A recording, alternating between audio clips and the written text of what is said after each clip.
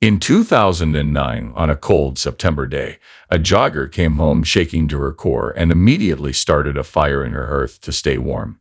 In a cruel turn of events, though, the comfortable flames quickly turned her safe place into a horrifying scene by licking her loose sports pants. Still, something strange happened as the fire spread at a terrifyingly fast rate.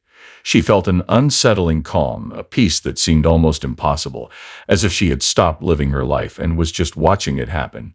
While flames danced on her clothing, hair, and body, she seemed strangely unaffected. Instead of being scared, she seemed to accept that she was going to die. She was calmly aware of what was going to happen, as if she had crossed the line between being afraid and understanding. Then, the next thing I knew, I woke up in a world that felt more like a puzzle than a place. Feeling tired and unknown, my very being.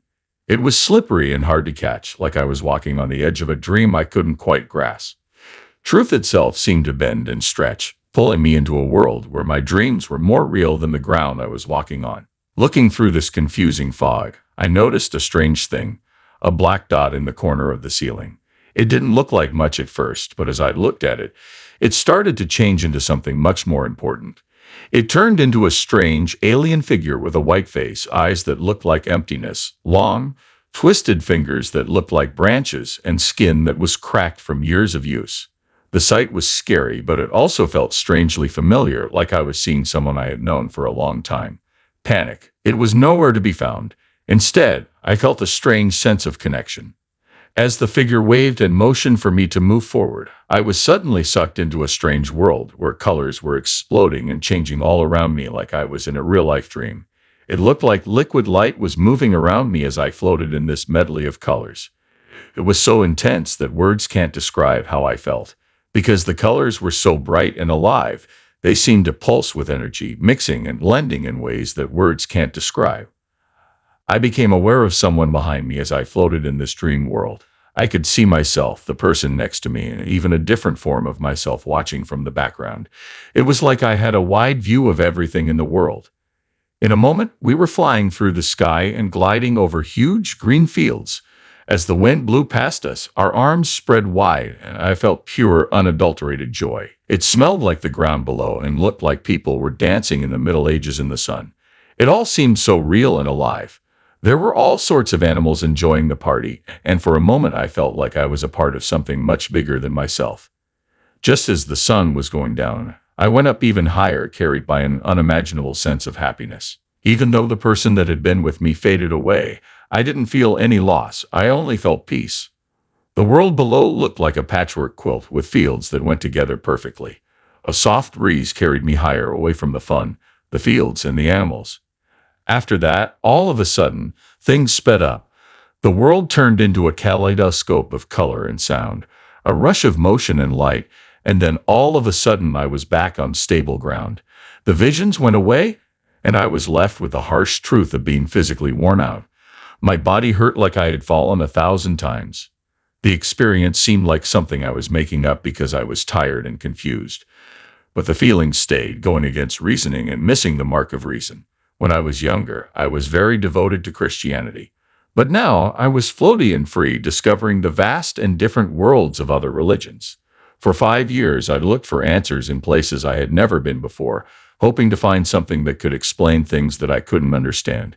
Even so, the search and the memory of that day when, if only for a moment, the line between life and something else continues. I lost faith in Christianity over time, like threads coming loose from a tightly woven fabric. It didn't happen all at once. I started to think of it as a control structure that was carefully made by ancient patriarchs to keep power and get rich at the cost of the common people. That doubt, which comes from my past, is still there in the back of my thoughts. Though I now understand that faith, like life itself, is complex and not just good or bad. Like an orange, which is both a fruit and a color, faith is hard to put into one category. It can look different to different people. My view on faith, including Christianity, has changed to one of nuanced acceptance today. There are no longer any solid blocks in my mind. Instead, I see it as a mosaic full of flaws and conflicts, but still able to create something beautiful. When used to control people, it can hold darkness, but it can also be a source of light, hope, and even insight. When the world is full of confusion, religion can be a lighthouse for those who need it. It offers many ways to find their way through life, each with its own view of what is true. As people, we naturally look for things. The mystery of death, the persistence of pain, and the strange beauty of life's fleeting moments are all things we try to make sense of. Religion is often a way to find meaning in this never-ending search. It gives you comfort, a sense of connection, and a way to make sense of things that you can't explain. It can give us deep comfort and solve the deep existential questions that haunt us all if we approach it with an open heart and mind. However, faith has another side, a shadow that falls over it when it is turned into something it was never meant to be, a way to control people. It turns into something different when faith is enforced and belief systems are twisted for personal gain or to keep power. It moves away from the ideas of love, kindness, and acceptance that many of its lessons are based on. My departure from Christianity wasn't just because I felt uncomfortable with the religion. It was a physical response to some teachings that seemed deeply unfair. When I thought about how different people's lives and beliefs are, the idea that redemption depends only on accepting Jesus Christ felt narrow, exclusive, and even cruel. Also, the idea of hell, eternal punishment for people who don't follow the rules, went against what I thought of as a loving and kind God.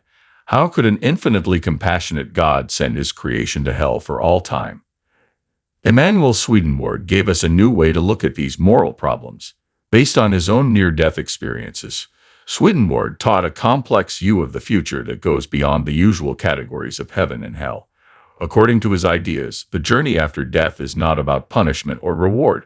Instead, it is a continuation of the soul's growth, shaped by the person's deepest wishes and experiences.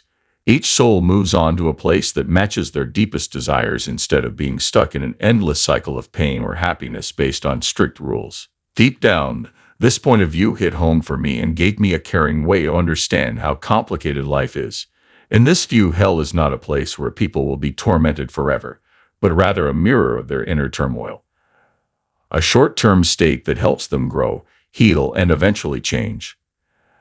As I keep figuring out what I believe, I feel sorry for people who are going through the same questions and uncertainties. It is very important to have kindness and understanding in this world full of pain and conflict. Everyone has a different spiritual path that is shaped by their own experiences and points of view. We should respect that journey, even if it's not the same as ours. Thanks for letting me share these thoughts. I want you to reach out if any of this hits home for you or even if it just makes you feel better. Let's face the complicated things in life together with humility, kindness, and a shared desire to find the truth, no matter how hard it may seem.